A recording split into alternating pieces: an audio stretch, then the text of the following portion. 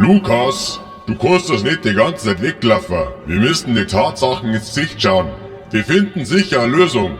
Der Arnold Schwarzenegger ist ja auch Veganer. Ich weiß, die Power von einem Leberkass ist nicht zu unterschätzen.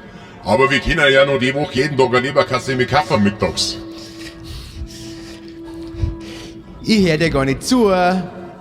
Die Power vom Beckleberkass wird immer in uns weiterleben. Also geh auf und mach keinen Schmarrn. Ich will das gar nicht hören von dir. Stimmt das wirklich mit dem Beck? Ja, Lukas, der Beck macht der Woche zu.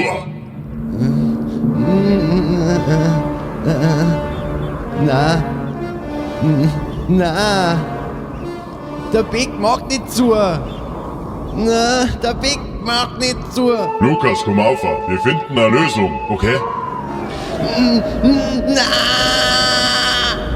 Na,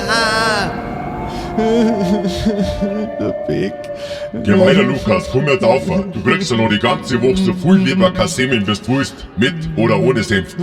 Und eine Scheibe Gelbwurst mit Grün, wie damals, als du ein Bub warst. So viel Weißwurst, so viel Wiener, wie du willst. Also komm auf. Und ein Kaskas auch?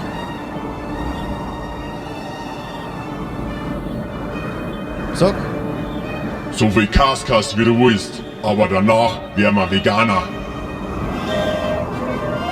Hoppala. Hui.